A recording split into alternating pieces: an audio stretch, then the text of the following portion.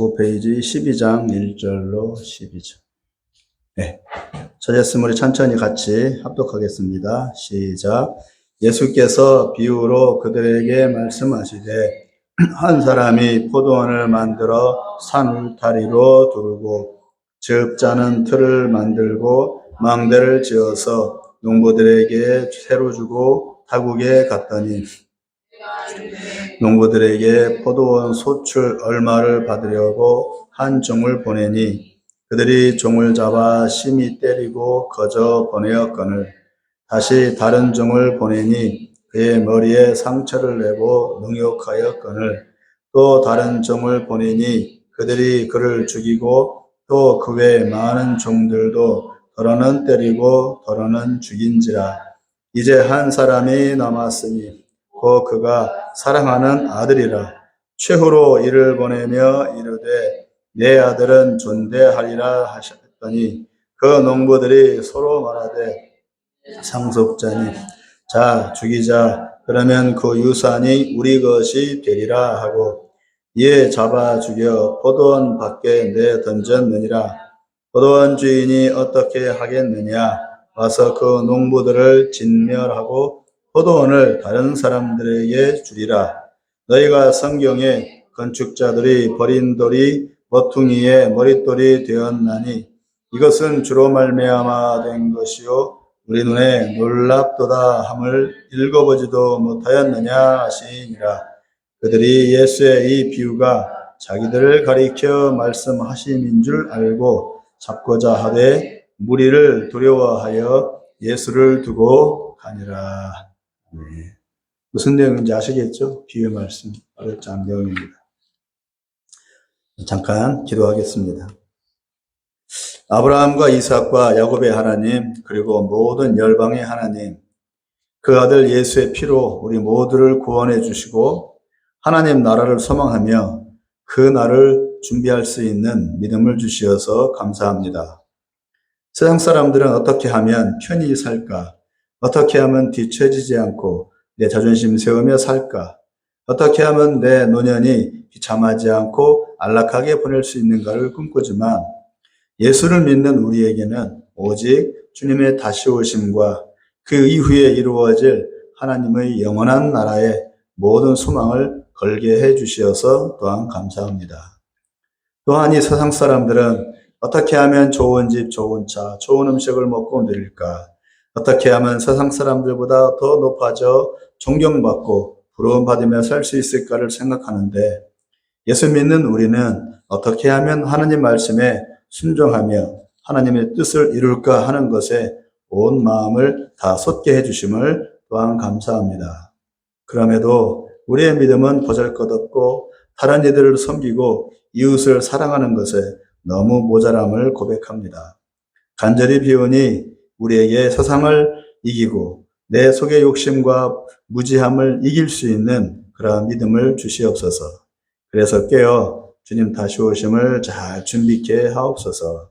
우리의 소망이 되시는 예수님의 이름으로 기도합니다. 아멘. 오늘 말씀의 제목은 유대인과 이방인이라는 제목으로 잠시 말씀을 나누려고 합니다. 오늘 비유의 내용을 방금 읽었다시피 잘 알 수 있습니다. 하나님께서 오늘 말씀의 비유는 주인이 포도원을 만들었다 합니다. 만들어 놓고 그것을 농부들에게 맡기고 주인이 멀리 먼 길을 떠났다고 합니다. 대신 조건이 있어요. 농부들한테 그냥 포도원을 준 것이 아니라 새를 주고서 새를 꼬박꼬박 바칠 수 있게 해놓고서 그리고서 떠났다고 합니다. 그러니까 농부들이 할 일은 뭐예요? 포도원을 잘 가꿔서 주인한테 새를 바쳐야 되는 거예요. 그래서 주인이 때가 되었을 때 새를 바치라고 종들을 보냈어요. 계속 보내니까 농부들이 싫은 거예요. 새를 내기가 싫은 거예요. 왜 그랬을까? 왜 그래? 왜 새를 내기 싫었을까? 두 가지 마음이 있겠죠. 첫 번째로는 본문에 나와 있듯이 이 포도원을 우리가 차지하자 하는 마음이 있었을 테고, 두 번째로는 포도원을 잘 관리를 안 한 거죠. 관심이 없는 거예요. 포도원에 관심이 없고 뭐에 있어요? 그 소유권에만, 재산권에만 관심이 있었던 것이죠. 그래서 새를 바치기 싫은 거죠. 그래서 오는 족족 종들을 때리고 박해하고 모욕하고 능욕하고. 근데 마지막에 주인이 이제 그러면 내 아들이 누구예요? 상속자잖아요. 이 포도원을 물려받을 상속자. 보내니까 그 농부들이 어떻게 생각했느냐. 이 아들을 우리가 죽이면 이 포도원이 우리 것이 되겠다. 주인은 늙어서 죽을 거니까. 그런 생각을 한 거예요. 그래서 그 아들을 어떻게 했어요? 죽였다 그겁니다. 죽였다 그겁니다. 그래서 주인이 어떤 생각을 했어요? 너희들이 네 아들까지 죽였어. 내가 돌아가서 너희들을 다 없애버릴 거다. 진멸할 것이다. 근데 오늘 말씀 핵심 포인트는 뭐라고 나오냐면은 9절 하반절에 이 진멸하고 포도원을 다른 사람들에게 주리라. 오늘 말씀 포인트는 이겁니다. 그래서 오늘 말씀의 제목이 유대인과 이방인이라는 제목으로 말씀을 정했습니다. 다른 사람들에게 주리라. 그 다른 사람들은 누굴까? 한번 곰곰이 생각해 보시면서 오늘 말씀을 한번 잘 참고해 보시기 바랍니다. 같이 보는 겁니다. 저랑 같이 말씀을 연구하는 거니까 제 설교 말씀을 일반 듣지 마시고 그런가? 이 목사 설교가 그런가 하고 성경책을 이렇게 뚫어지게 바라보시면서 비교해 보시기를 바랍니다. 왜냐하면 말씀을 주시는 분은 제가 아니라 하나님이시니까. 먼저 서론입니다. 세례 요한이 그 윗절에 이제 윗부분, 이거 우리가 저번에 뵀었던 11장 말씀, 11장, 10장. 세례 요한이 회개하라, 천국이 가까이 왔다 하고 외쳤어도 이 사람들은 들은 채 만채 하고 예수님이 이어서 또다시 와서 세례 요한 다음에 오셔서 천국 후방음을 외치면서 회개하라, 천국이 가까이 왔다 라고 잘못을 지적해 주어도 여전히 그들은 자기 죄를 인정하지 않고 나잘났다고 거들먹거리며 설치는 그 바리새인들을 보시면서 예수님은 오늘 본문 비유의 말씀을 하시면서 그들의 행태가 어떠한가를 여실히 보여주고 또 앞으로 어찌 될지를 미리 말씀해 주고 있는 것입니다. 이 비유의 말씀을 하시는 이유가 하도 말을 안 들으니까 너희들 누구라고? 바리새인 누구라고요? 농부라고. 농부로 빗대서 바리새인을 지금 말씀해 주고 있는 거예요. 오늘의 말씀을 통해 우리가 가진 믿음의 유래에 대해서 곰곰이 생각해 보고 예수 믿는 신자로서 내가 나의 삶에서 어떤 역할을 마땅히 해야 하는지를 한번 곰곰이 생각해 보시기를 바랍니다. 말만 듣고 끝까지 예수님을 거부하는 바리새인, 제사장, 서기관들에게 예수님은 오늘 본문의 비유의 말씀을 하십니다. 1절을 다시 한번 읽어보겠습니다. 1절이요. 시작. 예수께서 비유로 그들에게 말씀하시되 한 사람이 포도원을 만들어 산 울타리로 두르고 집 짜는 틀을 만들고 망대를 지어서 농부들에게 새로 주고 타국에 갔더니 다 만들었어요. 너희들이 포도원이 들렸으니까 포도원을 너희가 좀 포도원을 보강을 해가지고 지켜가 아니고 다 완전히 만들었어요. 만든 상태로 관리만 하면 돼. 이제 관리만 하면 돼라고 포도원을 주었어요. 울타리도 두르고 망대도 짓고 포도즙 짜는 틀도 만들고 다 만들었어요. 손댈 것이 없어요. 관리만 하면 돼. 한 사람이 포도원을 만들어서 울타리로 둘러서 외부인이 들어오지 못하게 하고 포도즙을 짜는 틀도 만들어 놓고 망대도 만들어 주변을 잘 지키게 하고 나서 농부들에게 세를 주고 외국으로 볼일을 보러 떠났답니다. 중요한 것은 농부들에게 포도원을 그냥 주거나 맡긴 게 아니고 분명하게 세를 주었다고 했으니 분명히 주인에게 사용료를 내든지 소출의 얼마를 마땅히 주어야 했습니다. 농부들이 할 일은 뭐예요? 잘 관리하고 얻은 소출을 갖고서 소출을 가지고 팔아서 주인한테 세만 바치면 돼요. 다 바치라는 얘기가 아니에요. 여기에서 포도원은 이스라엘을 말하고 농부들은 바리새인, 제사장, 서기관들을 말합니다. 울타리로 두른 것은 뭘 의미하느냐? 이방 풍습과 이방 문화에 섞이지 못하게 하고 오직 하나님의 말씀에만 순종하고 익숙해지도록 이스라엘을 구별시킨 것을 의미합니다. 그래서 이스라엘은 독불장군처럼 하나님만 믿고 따르고 자기들만의 하나님이라고 고집부리며 다른 나라의 문화 문명을 얕잡아보고 개무시합니다. 이러라고 했어요. 울타리를 두른 거예요. 이방 문화 절대로 따라하면 안 돼. 넘보지도 마. 아무리 찬란한 문화 있어도 이스라엘 너희는 이방 문화 따라가면 절대로 안 돼. 바벨론 문화, 아수르 문화가 얼마나 찬란해. 가나안 문화가 얼마나 찬란해. 절대로 보지 말래. 오직 하나님 말씀만 순종하는. 이래가 쉬워요, 어려워요? 어려워요. 찬란하니까. 당시 세계를 제패한 로마 제국은 그리스 문명을 그대로 물려받아 이스라엘과 세계에 주입시켜서 세상을 로마화 시키려고 했습니다. 팍스 로마나라고 하죠. 그리스 로마 문명은 하나님이 없는 인본주의 문명입니다. 철저히 하나님을 무시하는 문명이에요. 그리스 로마 문명. 우리가 학교에서 배웠던 교육은 모두 그리스 로마식 교육이며 결국 하나님을 인정하지 않는 불신앙 교육입니다. 이제까지 우리의 교육이. 서양 교육 그대로 받았으니까. 그래서 하나님은 이스라엘을 다른 문화와 구별시켜서 유일하게 하나님을 섬기는 민족과 문화, 즉 히브리 문화로 키우셨습니다. 헬레니즘 문화, 그 그리스 로마 문명을 헬레니즘 문화라고 합니다. 헬레니즘 문화는 인본주의 문명입니다. 헬레니즘 문화의 정반대가 되는 문명이 히브리 문명, 곧 헤브라이즘 문화입니다. 히브라이즘 문명은 철저히 신본주의, 하나님을 전제 조건으로 해서 그 다음에 펼쳐나가요. 그런데 헬레니즘은 거꾸로 해요. 사람을 중심으로 해서 그 다음을 펼쳐나가요. 그래서 마지막에 사람을 시작으로 해서 하나님을 만들어요. 그러니까 헬레니즘 문화는 신은 사람이 만든 문명이에요. 그러나 히브리 문명, 헤브라이즘 문명은 하나님으로 시작해요. 창조주 하나님이니까. 그래 그 다음에 인간이 나오는 거예요. 정반대 문명이에요. 우리는 어떤 교육을 받았어요? 헬레니즘 문화를 받았어요. 학교 교육을 통해서. 학교 교육은 몽땅 다 서양 문화를 다 받았으니까. 거꾸로 배운 거죠, 우리가. 2절에 보면 때가 이르렀다고 합니다. 기간을 정하고 떠났기 때문에 반드시 주인이 돌아올 때가 있다는 뜻입니다. 2절에 나오죠. 때가 이르매라고 되어 있습니다. 주인이 돌아온다는 말은 농부들에게 새로 준 포도원을 주인이 직접 소유하고 가꾼다는 의미입니다. 하나님은 이스라엘을 만드시고 다시 반드시 이스라엘로 돌아와 이스라엘을 다스릴 것입니다. 그렇게 약속을 했어요. 더 나아가 하나님은 세상을 만드시고 죄로 타락한 세상을 아들 예수의 피로 씻으시고 다시 세상을 직접 다스린다고 성경에 예언되어 있어요. 2절에 보면 농부들에게 포도원 소출 얼마를 받으려고 종을 보냈답니다. 주인은 농부들에게 반드시 소출을 찾습니다. 돌아오기 전에 주인이 다시 돌아오면 그 포도원은 다시 주인한테 돌아가요. 그 전에 무엇이 있냐? 종들을 보내서 소출을 받는 거예요. 미리 소출을 받는 겁니다.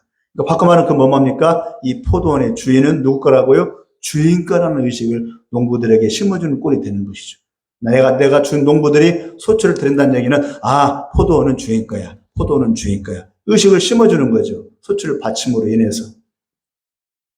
마지막 주인이 돌아왔을 때를 대비하는 것이죠. 하나님은 세상을 경영할 권세를 준 이스라엘에게서 다시 소출을 찾으실 겁니다. 더 나아가 아들 예수의 피로 구원받아 하나님을 믿는다고 하는 우리들에게서 장차 소출을 얻고자 하실 것입니다. 소출을 내놔. 지금도 요구하고 있는 거예요, 소출.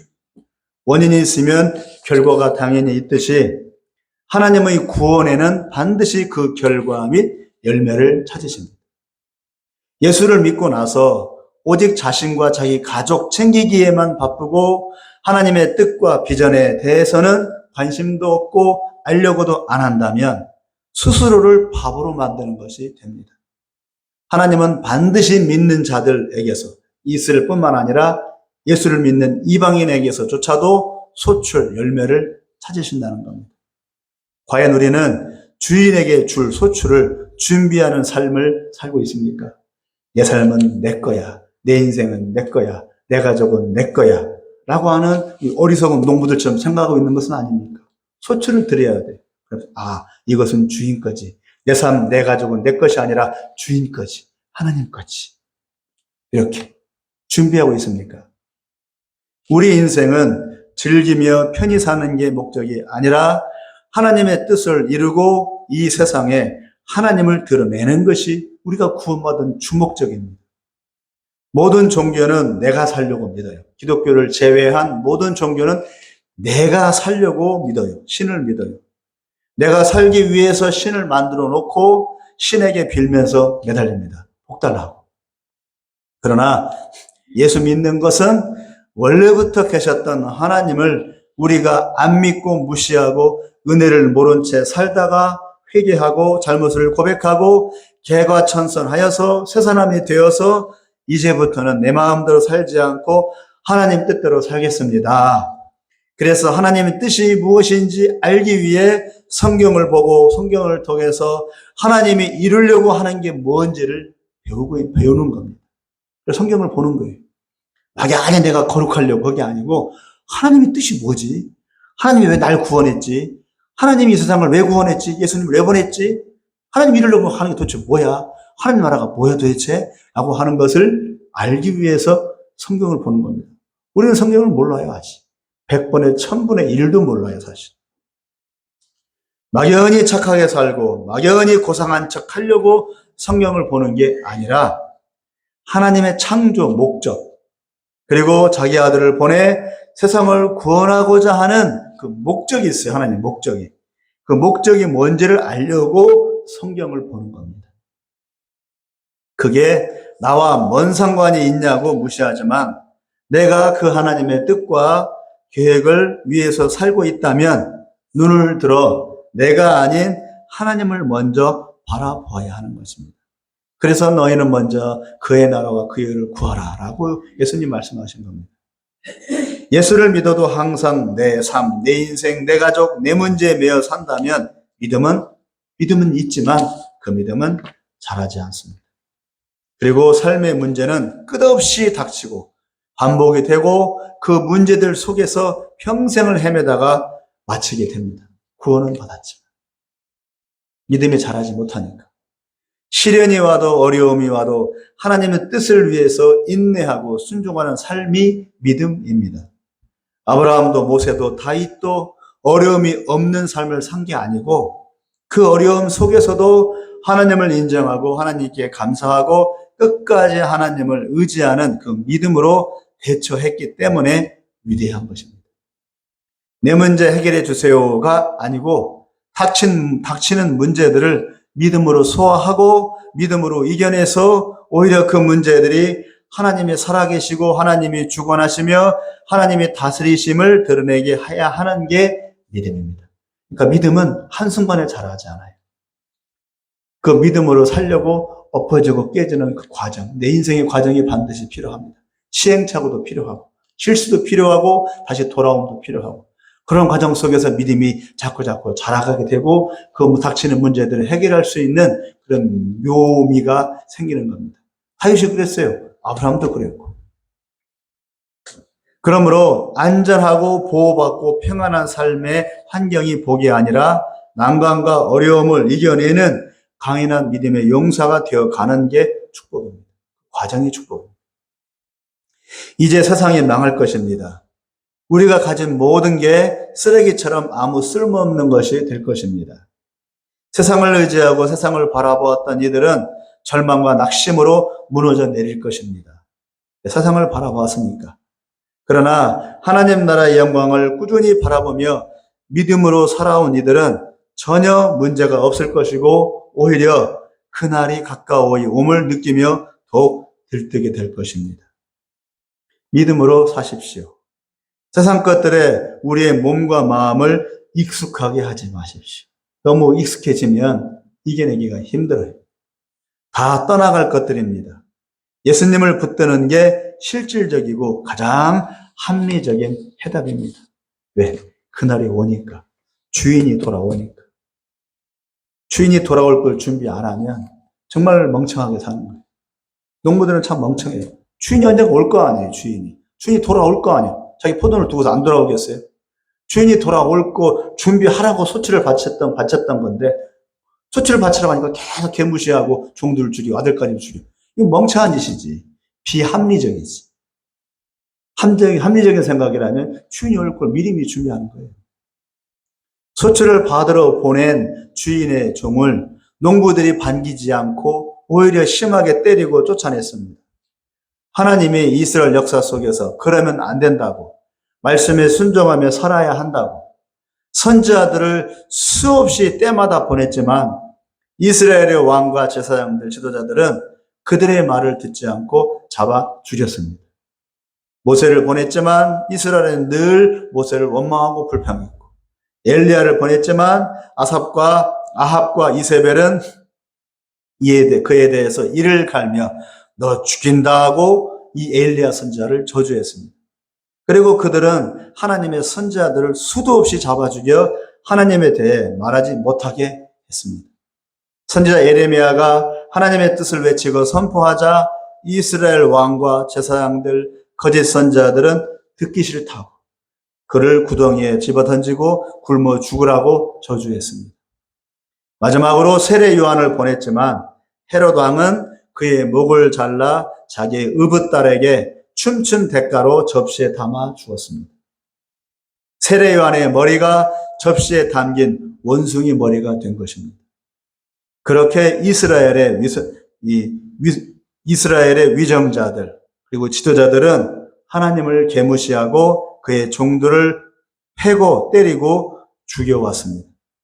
하나님은 결코 지나간 일들을 하나도 잊지 않고 계수하십니다. 하나님은 성격이 뒤끝 장렬입니다. 하나님은 절대로 쿨하지 않습니다. 반드시 계수합니다. 하나님 무서워요. 집요하기 짝이 없어요. 4절을 읽겠습니다. 시작. 다시 다른 종을 보내니 그의 머리에 상처를 내고 능욕하였거늘. 또 보냈지만 머리를 깨고 그리고 조롱하며 모욕하기까지 했습니다. 왜 그럴까요? 주인이 돌아오면 어떻게 되는지 잘 알면서 붕어 대가리도 아니고 왜 한치 앞을 모를까요? 자기들이 한 짓의 대가를 다 받아야 할 텐데 그때 어찌하려고 그럴까요? 도대체가 이해가 안 돼요. 상식적으로. 얼마 전 공원에서 여자를 강간하고 목절로 죽인 자가 잡혔습니다. 별것도 아니게 생긴 그저 평범한 얼굴이었습니다. 그런 짓 안 했으면 이웃집 청년에 불과한 모습이었지만 30살 먹은 청년이었지만 그가 한 짓은 쳐 죽여도 모자랄 사악한 짓이었습니다. 왜 그랬을까? 넉 달 동안을 먹잇감이 될 사람을 찾아다녔다는데 그렇게 하면 자기 인생이 어찌 될지 넉 달 동안 몰랐을까요? 알면서도 붙잡힐 걸 뻔히 알면서도 정욕을 금치 못하고 또 악한 짓에 대한 강렬한 욕망에 붙잡혀 죄의 노예가 된 것입니다. 그 열망, 그 열정, 그 정욕이 그로 하여금 앞뒤를 못자게 하는 거예요. 그게 문제예요. 알아도 안 되고 생각해도 안 됩니다. 그것에 붙잡히면 죄 짓고 저주받을 수밖에 없게 됩니다. 그게 사로잡힙니다. 하나님을 믿으면서도 하나님의 말씀에는 순종하지 않는 대가가 어떤 것인지를 알면서도 불순종하고 하나님을 개무시하고 삽니다. 집사님, 물 있어요. 마치 마약쟁이가 죽을 줄 알면서도 마약 주사를 제 몸에 꽂아 넣는 것과 같습니다. 하나님은 살아계십니다. 그리고 하나님은 눈만 멀뚱멀뚱 뜨고 가만히 있는 머저리가 아닙니다. 불같은 마음으로 세상을 심판하기 위해서 불을 지켜들고 때만 되기를 기다리고 계십니다. 하나님은 두려우신 분입니다. 6절을 다 같이 읽겠습니다. 시작. 이제 한 사람이 남았으니 곧 그가 사랑하는 아들이라 최후로 이를 보내며 이르되 내 아들은 존대하리라 하였더니 마지막으로 주인은 자기 아들 곧 그 포도원의 상속자를 보냅니다. 설마 주인의 아들에게까지 어찌하랴 싶었기 때문입니다. 그러나 그들은 하나님의 말씀을 안 듣는 것을 넘어 하나님을 대항하고 하나님의 것을 빼앗고자 했습니다. 어떻게 해요? 6절에서 8절을 읽어볼까요? 7절, 8절 읽어보겠습니다. 시작. 그 농부들이 서로 말하되 이는 상속자니 자 죽이자. 그러면 그 유산이 우리 것이 되리라 하고 이에 잡아 죽여 포도원 밖에 내던졌느니라. 주인의 말을 안 듣는 것을 넘어서서 어떻게 했어요? 이제는 주인의 것을 빼앗으려고 주인의 아들을 죽였어요. 불신앙을 넘어서 어떻게 되는 거예요? 주인의 자리를 우리가 빼앗자.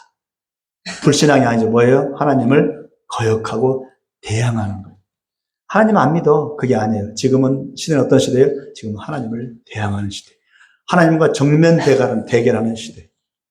죄인 줄 알면서 일부러 죄를 져. 하나님 보라고. 봐봐. 하나님 봐봐. 우리 하나님 하라든지 말라든지 할 거야. 하나님 봐봐. 하나님 봐봐. 하나님을 대항하는. 하나님 우리가 맞짱 뜨자. 그런 식이에요. 이게 마지막 시대. 하나님을 대항하는 시대. 불신앙의 시대가 아니라고. 불신앙과는 차이가 틀리죠. 그죠, 김명사 어머니? 내 아들은 존대하리라 하고 주인은 농부들을 믿었지만 이는 상속자니 자 죽이자. 그러면 그 유산이 우리 것이 되리라. 그 농부들은 작당 모의를 했습니다.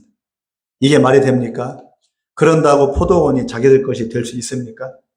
아들을 죽이면 오히려 자기들 목숨이 위태하게 되지. 주인과 원수가 되지.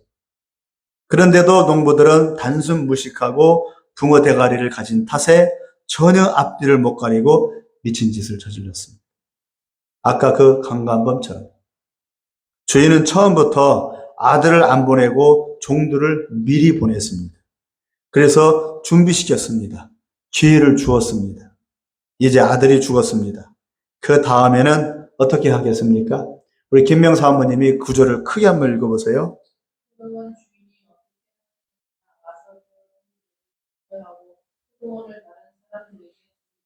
이게 주인의 생각입니다. 아, 니들은 안 돼. 니들은 끝났어. 다른 사람한테 줘야 되겠다. 주인의 아들, 곧 하나님의 아들을 포도원 지기들인 농부들에게 보냈습니다. 주인은 포도원의 주인이고 농부들은 포도원 지기들이기 때문에 다른 사람들이 아닌 그 포도원 지기들에게 아들을 보냈습니다. 다른 사람들에게가 아니라 포도원을 맡고 있는 그 당사자들에게 아들을 보냈다는 말입니다. 이스라엘이 포도원이고 하나님은 아브라함과 그 자손들을 통해서 이스라엘을 어렵게 만들었습니다. 이스라엘의 역사는 우리나라 역사보다 더한 고통과 순환을 당했습니다. 우리나라는 우리나라 역사 속에서 한 5,000번의 침략을 받았대요. 5,000번. 근데 이스라엘은 더해요, 사실은. 역사도 더 오래되고. 세상에서 가장 고생을 많이 당하고 어려운 삶을 살아온 게 이스라엘입니다. 한민족 아니면 이스라엘. 두 나라가 비슷한 게 많아요, 사실. 그만큼 이스라엘은 어렵게 이루어진 나라 하나님의 포도원입니다. 왜냐하면 그 이스라엘을 통해서 이루고자 하는 하나님의 비전과 뜻과 목적이 있었기 때문입니다. 그래서 어려운 역사를 허락하신 겁니다. 그것은 아브라함과 처음 맺은 언약에 그대로 담겨 있습니다. 이 언약을 이루려고 어렵게 이스라엘 역사를 이루어 왔습니다. 그러니 하나님은 결코 포도원인 이스라엘을 포기하지 않습니다. 주인이 포도원을 결코 포기하지 않듯이 하나님도 결코 이스라엘을 포기하지 않습니다. 그런데 지금의 목사님들은 뭐라고 말합니까? 하나님은 이스라엘을 포기했다라고 가르칩니다. 하나님 이스라엘을 포기하지 않았어요. 다시 이스라엘을 회복하실 겁니다. 고쳐서라도 쓰시고 두들겨 패서라도 반드시 이스라엘을 기어이 쓰십니다. 그래서 2차 대전 히틀러에 의해서 처참하게 몰살을 당하고 온 유럽에서 개, 돼지 취급을 당하게 하셔서까지도 기어이 이스라엘 나라를 건설하게 하신 것입니다. 그러므로 세상은 이스라엘을 중심으로 하여 지금도 돌아갑니다.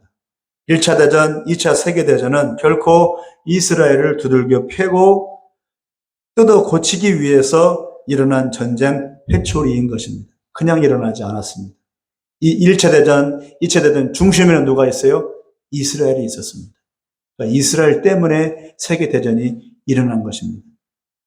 지금의 세계도 역시 이스라엘을 축으로 하여 돌아가고 있습니다. 지금의 경제, 지금의 정치, 지금의 문화, 사회가, 종교까지도. 지금도 여전히 이스라엘을 축으로 해서 돌아가요. 문제는 이스라엘이 기어이 말을 안 듣고 여전히 회개치 않으면 구절에서처럼 진멸하신다는 것입니다. 이런 일이 결국 언제 일어났습니까? AD 70년 로마 제국에 의해서 이스라엘이 망할 때 한 번 일어났습니다. 지금 이 비유를 예수님이 하십니다. 즉 하나님 자신이 이 말씀을 미리 이스라엘에게 하시며 말 안 듣고 기어인 내 말을 내 아들을 죽이면 진멸할 것이라고 아들의 입을 통해서 알리고 있는 것입니다. 마가복음 12장은 예수님 십자가 달리기 전이에요. 결국 이스라엘의 농부들, 즉 왕과 제사장들과 바리새인들과 서기관들은 로마 총독 빌라도와 작당하여서 백성들을 시켜 하나님의 아들 예수를 십자가에 못 박아 처참하게 죽였습니다. 아들을 죽였어요. 7절에 그 유산이 우리 것이 되리라고 농부들이 생각했듯이 아들을 죽인 이유는 말 안 듣는 불순종의 차원이 아니라 하나님의 것을 우리가 빼앗자는 거역이고 역적짓인 것입니다. 이스라엘은 분명히 하나님의 것이에요. 그런데 이스라엘 왕과 제사장들과 바리새인들과 서기관들은 그 이스라엘을 하나님의 것이 아닌 자기들 것으로 착각하는 겁니다. 지금도 마찬가지. 지금의 대형교 목사님들이 그 교를 하나님의 것이라고 말을 하지만 속마음은 자기 것이라고 해요. 그래서 세습도 하고 독단적으로 그렇게 교회를 운영을 하십니다. 그 옛날 니므롯이 바벨탑을 쌓은 이유가 내가 하나님처럼 되겠다였습니다. 하나님의 자리를 넘본 것입니다. 하나님을 안 믿는 정도가 아니고 하나님을 알아요. 하나님을 인정해요. 믿어요. 믿는데 어떻게 믿느냐? 반대로 믿는 것이죠. 역적입니다. 반역입니다. 지금 농부들의 마음에 주인의 포도원을 빼앗아서 사서 자기들 것으로 만들고 싶은 겁니다. 하나님의 사업을 빼앗고 싶은 겁니다. 사단이 에덴 동산에 몰래 들어와 하와를 꼬드겨 아담이 선악과를 먹게 해서 에덴 동산의 질서를 깨뜨렸습니다. 하나님의 동산인 에덴 동산을 사단이 빼앗고 싶었던 것입니다. 그래서 아담을 자기 수하로 두려고 했습니다. 그러나 하나님은 아담을 쫓아내버리고 사단도 쫓아내버리고 에덴 동산을 잠그고 감춰버렸습니다. 하나님의 것은 빼앗을 수 없습니다. 사단은 늘 그런 짓을 합니다. 하나님 걸 뺏으려고. 그래서 믿는 자는 누구? 하나님 것이잖아요. 믿는 자까지도 미혹시켜서 뺏어가려고 합니다. 많은 사람들이 이단으로 넘어갔어요. 많은 목사, 장로, 권사님들이, 전도왕들이, 교회 기둥들이 다 신천지로 갔어요. 그 사람들은 꼭 그런 사람들만 전도를 해요. 자기들 딴의 전도. 그러니까 사단은 하나님 것을 뺏으려고 하는 속성이 있어요. 뺏기면 안 됩니다. 지금도 마찬가지입니다. 이스라엘을 뺏으려고 이스라엘이 별의별 악한 행사와 악한 사상과 악한 분위기를 퍼뜨려 놓고 있습니다. 어디에? 이스라엘에. 세계 동성애 축제가 1년에 한 번씩 어디에서 열려요? 이스라엘에서 열립니다. 동성애가 가장 많은 나라가 이스라엘입니다. 그리고 가장 악한 그 사상이 어디에서 발생되고 있습니까? 이스라엘 히브리 대학에서 가장 악한 사상이 펼쳐지고 있습니다. 하버드나 예일 대학이 아니라 세계 최고의 대학인 히브리 대학에서 가장 악한 사상이 나오고 있어요. 유발 하라리 같은 적그리스도가 바로 유발 하라리가 히브리 대학의 교수입니다. 최고의 지성이니까 최고의 악한 사상이 히브리 대학에서 나와요. 이스라엘에서 나와요. 그리고 가장 악한 정권, 가장 악한 세상의 정책들이 어디서 나옵니까? 이스라엘에서 나옵니다. 이스라엘을 중심으로 해서 세상이 돌아가지만 또한 가장 악한 적그리스도의 그런 모든 행태들이 이스라엘에서 나온다는 사실이 참 아이러니합니다. 왜? 사단이 이스라엘을 잡고 있습니까? 아직은 잡고 있습니까? 세상에서 가장 악랄하고 가장 하나님께 대항하는 것들이 이스라엘에서 나오고 있습니다. 아직은. 동성애 축제, 호모 데우스를 부르짖는 히브리 대학 교수인 유발 하라리. 세상에서 가장 용량이 큰 컴퓨터, 세계 최고의 슈퍼컴퓨터가 이스라엘에 있습니다. 미국에 있지 않고 이스라엘에 있습니다. 세계 최고의 컴퓨터가 이스라엘에 있다는 얘기는 바로 AI라든가 GPT라든가 그 모든 것들이 어디서 돌아간다고요? 이스라엘 슈퍼컴퓨터를 통해서 돌아간다는 얘기죠. 가장 진보적인 사상들이 어디서 나옵니까? 이스라엘에서 나옵니다. 지금 이스라엘이 네타냐후 대통령이 사법개혁한다고 난리를 치고 있습니다. 사법개혁한다고 정책을 하니까 온 나라가 지금 몇 개월째, 1년 가까이 온 나라가 두 쪽에 났어요. 거기에 누가 있는 줄 아세요? 북한에 빨갱이들이 있어요. 거기. 희한하죠? 거기 북한 인공기가 왜 휘날리고 있냐고. 이스라엘급 옆에 북한 인공기가 휘날려요. 북한 데모하는 사람들, 아니, 이스라엘 데모하는 사람들. 세계 최고의 진보 세력들이 다 거기 다 들어가 있어요. 그 진보 앞잡이들의 돈이 거기를 후원하고 있어요. 그래서 지금 이스라엘에 지금 데모가 일어나고 있는 거예요. 지금 네타냐후 정권을 반대하는, 사법개혁한다고. 어마어마한 지금 데모가 일어나고 있어요. 나라가 두 쪽에 나요, 지금. 그대로 두 쪽에 나고 있어요. 전직 총리도 거기 가세하고 있어요. 전직 총리까지도. 그리고 군부까지도. 저 세계의 데모보다 가장 극렬한 데모가 지금 이스라엘에서 벌어지고 있어요. 사법개혁은 우리가 보기에 정당하거든요. 근데 그걸 빌미로 해서 전 세계가 다 몰리고 있어요. 왜 그러냐? 이스라엘이 중심이니까. 그 조그마한 나라가 중심이니까. 이처럼 여전히 사단은 하나님의 것인 이스라엘을 빼앗으려고 여전히 벼르고 있는 것입니다. 하나님의 것을 뺏으려고. 그 사단이 하는 짓이라고. 하나님의 것이라면 다 뺏고 싶어요. 하나님의 보좌까지도. 10절, 11절을 읽겠습니다. 시작. 너희가 성경에 건축자들이 버린 돌이 모퉁이의 머릿돌이 되었나니 이것은 주로 말미암아 된 것이요 우리 눈에 놀랍도다 함을 읽어보지도 못하였느냐 하시니라. 까지. 하나님의 아들까지 죽인 이유는 아까 말한 뭐예요? 사단이 내가 하나님이야. 내가 하나님의 아들이야. 하나님의 아들은 상속자니까 내가 바로 하나님의 상속자야. 내가 하나님의 보좌를 차지할 거야. 라고 하는 차원에서 하나님의 아들을 죽인 겁니다. 시편 118편 22절 말씀을 오늘 방금 읽은 내용이 시편 118편 22절 말씀인데 이것을 인용하시면서 예수님은 이스라엘과 자기의 운명을 지금 예언하고 계십니다. 결국 이스라엘은 자기들이 버린 돌, 즉 십자가에 매달아 죽인 바로 그 예수님이 하나님의 아들로서 오신 메시아이심을 보게 되는 것이고 결국 그 모퉁이 돌이 이스라엘과 세상의 우상을 박살낼 나중에 마지막 날 박살낼 심판자로 다시 오실 것임을 보게 될 것입니다. 농부들은 주인의 아들을 죽여서 몰래 파묻으면 될 것이라고 여겼지만 그 죽은 아들이 부활하여 자기들의 죄를 드러내고 자기들이 행한 죄를 심판하러 오시리라고는 미처 생각지 못했습니다. 지금 방금 읽은 11절, 12절 말씀이요. 10절, 11절 말씀. 이것은 시편 118편 22절 말씀이에요. 여기에 뭐가 들어가 있습니까? 예수님의 출임과 재림이 다 들어가 있어요. 이미 구약에.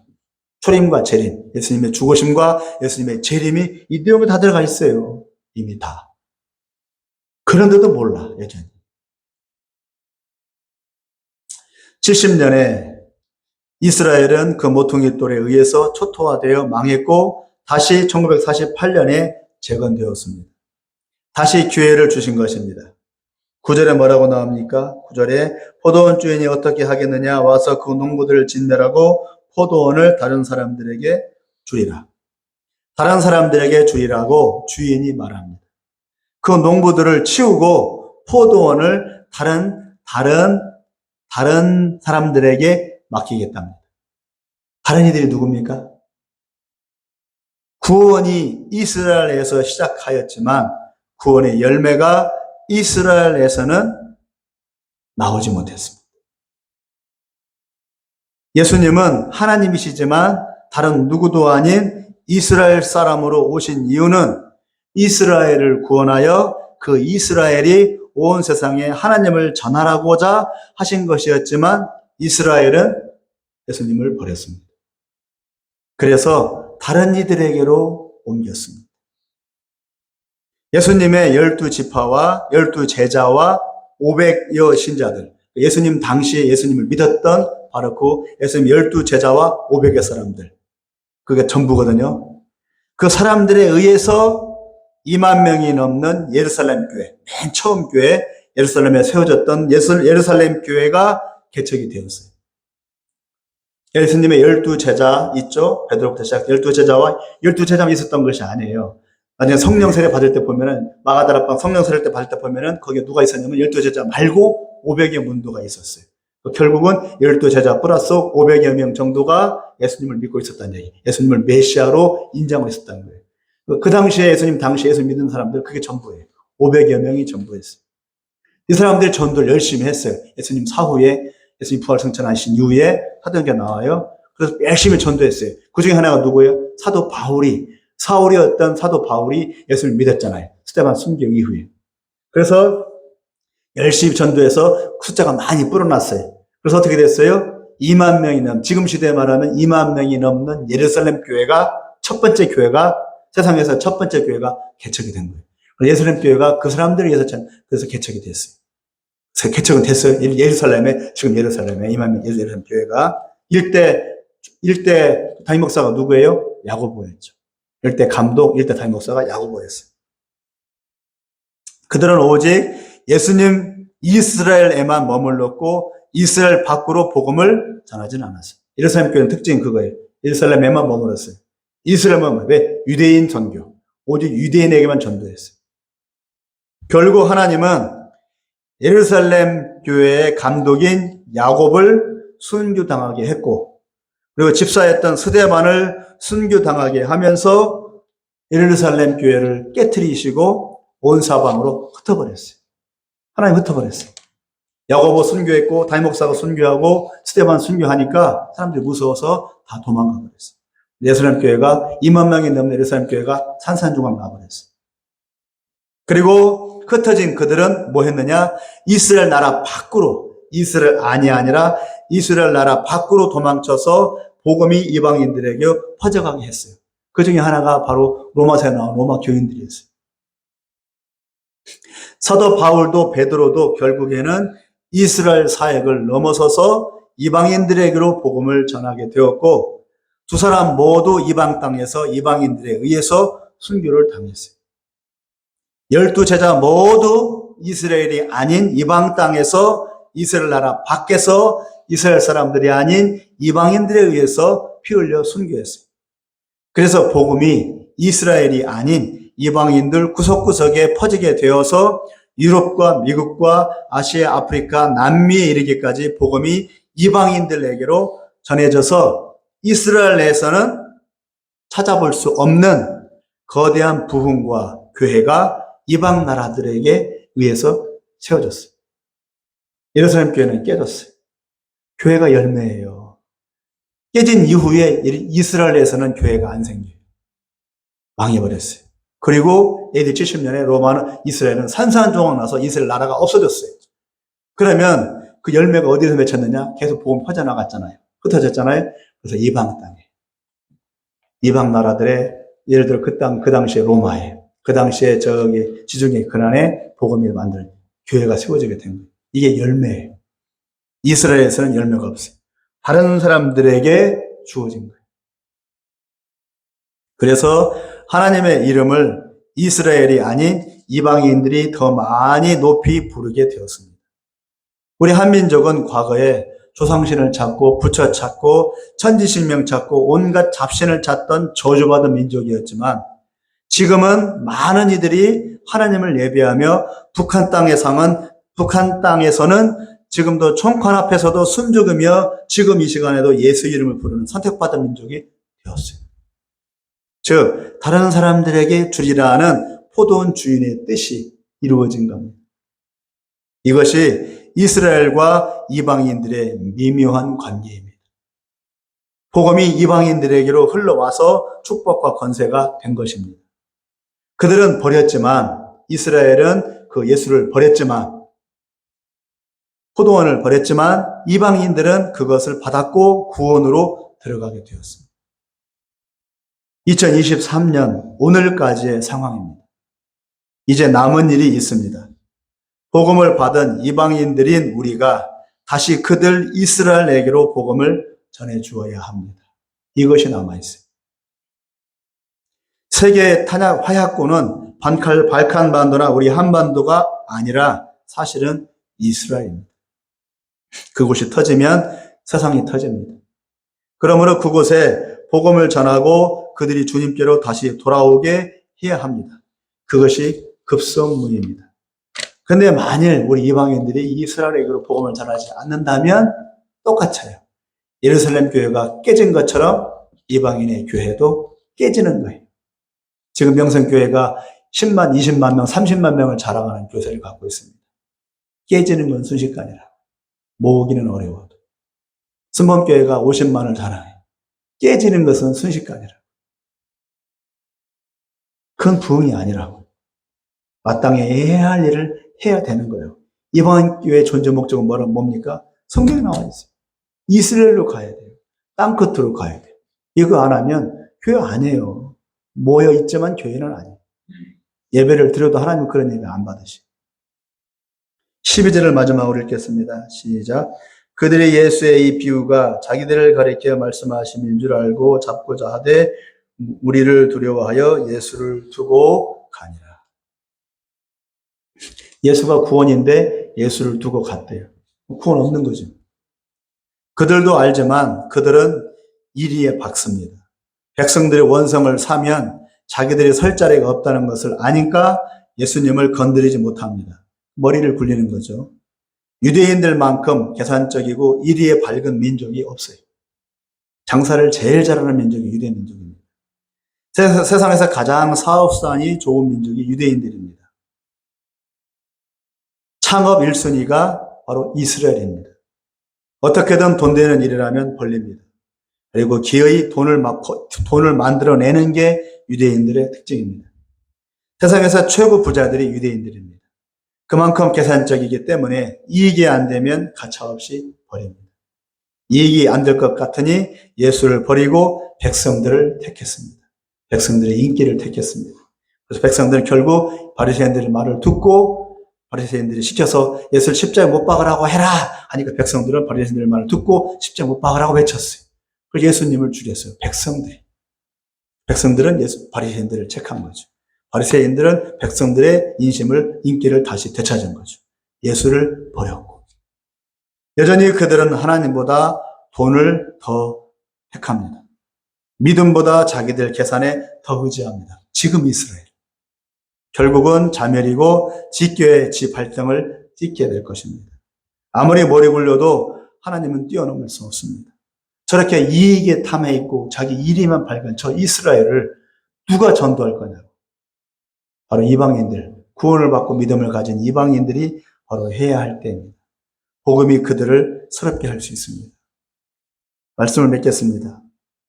유대인이 버린 아들 예수 그리스도를 이방인인 우리가 취하여 복을 받았고 구원을 받았습니다. 그토록 사랑받고 기대를 모았었던 그 이스라엘을 버림으로 수많은 고통과 그리고 고생을 이스라엘은 자초했습니다. 이제 이방 나라들의 복음이 채워져 가고 있고 그 충만의 때가 이르렀습니다. 땅끝까지 복음이 거의 다다랐습니다. 이제 열방을 향한 복음의 때가 저물어 가고 있음을 봅니다. 이제 마지막 단계로 이스라엘로 향해야 합니다. 그러면 우리가 그렇게 소망하는 예수님의 재림이 완성됩니다. 예수님 오십니다. 우리 눈앞에. 그러면 세상 끝입니다. 내 사업, 내 가정 없다고요. 내 부동산, 재산 없다고요. 예수님 오시면 끝이라고요. 그냥 다 그대로 끝. 복음이 원래 나온 곳인 그 이스라엘로 다시 돌아가야 합니다. 그러면 백투 예루살렘이 맞아요. 백투 예루살렘. 예수님은 예루살렘에 서기를 원하십니다. 하나님은 이방의 하나님으로도 기뻐하시지만 하나님은 원래부터 그랬어요. 이스라엘의 하나님, 예루살렘의 하나님으로 불리워지기를 더 기뻐하십니다. 이게 하나님의 마음이라고. 우리 이 마음을 몰라. 내 하나님인 줄 알아. 내 하나님이 아니라 이스라엘의 하나님으로 불려지길 원해요. 왜요? 아브라함의 하나님이니까. 그게 원래 약속했던 거니까. 그 아브라함의 하나님 때문에 이스라엘의 하나님이기 때문에 내 하나님이 된 거예요. 순서가 있다고. 똑같지가 않다고. 우리 이방인, 우리가 그걸 인정을 해야 돼요. 목사님들 그걸 인정하기 싫은 거예요. 하나님 내 하나님이지, 우리 하나님이지, 이스라엘 버렸지. 아니라고. 하나님 그게 아니라고. 하나님 속마음. 부모 마음 그렇잖아요. 부모 마음은 그 큰아들, 작은아들 비율이 좀 똑같아요. 큰아들이 집에 있지만 아버지는 항상 누구 마음이, 누구가 마음이 있어요? 집 나간 작은아들이 한 마음에 있는 거예요. 똑같은 자식이라도. 고생바가지 쓰고 있는 그 아들이 자식이 더 눈에 들어오는 것처럼 하나님 마음이 그렇다고요. 그 마음을 알아달라. 그거예요, 하나님. 그리 될 때 하나님의 창조 목적인 하나님의 나라가 완성되는 겁니다. 이스라엘 회복될 때. 복음의 부흥은 곧 마지막 변방을 향한 선교의 때입니다. 부흥이 차고 넘치면 누리는 것이 아니라 끝까지 퍼뜨리기 위해서 총력을 쏟아야 합니다. 교회 부흥의 목적은 교회 부흥이 아니라 딴 것까지 이스라엘 예루살렘까지 복음이 증거되는 것이. 왜? 그래 예수님 오십니까? 예수님이 재림 목적이니까. 우리 소망은 뭐예요? 교회가 아니에요. 교회를 넘어서서 하나님의 나라이니까. 교회는 뭘 준비하는 거예요? 교회는 하나님의 나라를 준비하는 거라. 하나님의 나라는 다 잊어버려. 그럼 교회 아니라고. 부흥을 위한 선교가 아닌 하나님의 나라 완성을 위한 선교가 되어야 하고 마지막 날의 도래를 향한 선교가 되어야 합니다. 그러면 종말론이어야 돼요. 마지막 때를 준비하는 선교가 되어야 합니다. 속히 주님 다시 오셔서 주님이 직접 다스리시는 그 하나님의 나라가 이루어지기를 소망합니다. 그때는 예수님이 직접 다스릴 거예요. 왕 필요 없어요. 대통령 필요 없어요. 하나님이 직접 다스린대요. 성경에 나와 있어요. 하나님이 직접 다스린대요. 태양도 필요 없어요. 하나님의 빛이래요. 그 빛이 우리한테 임한대요. 이 소망과 믿음으로 끝까지 달려가시는 우리 모두가 되기를 간절히 기원합니다. 그래서 우리의 생활, 우리의 가정, 우리의 삶의 모든 문제들을 여기에 집중하시기 바랍니다. 그래야 풀어집니다. 기도하겠습니다. 자비로우신 하나님 아버지, 오늘은 포도원 비유 말씀을 통해서 예수님께서 말씀하고자 하시는 부분에 대해서 잠시 생각해 보았습니다. 포도원은 이스라엘을 말하는데 하나님께서 이스라엘을 세워놓고 지키라고 했는데 잘 지키지 않고 이스라엘을 오히려 자기 것을 삼으려 하는 못된 바리새인들, 사단의 모습을 살펴보았습니다. 사단은 하나님의 것을 탐하려 하고 뺏으려고 하고 하나님을 대항합니다. 이 시대가 그러합니다. 하나님 아버지, 우리가 더욱더 하나님을 경외하게 하여 주시고 더 나아가서 하나님의 진정 원하시고 바라시는 것이 무엇인가를 좀 더 알고 깨달아가고 순종할 수 있는 우리의 믿음의 모습이 되게 하여 주옵소서. 하나님은 내 하나님이니까 내가 기도하는 대로 다 들어주실 거야. 무조건 들어주실 거야. 하는 그런 욕심내는 그러한 사적인 그러한 개인적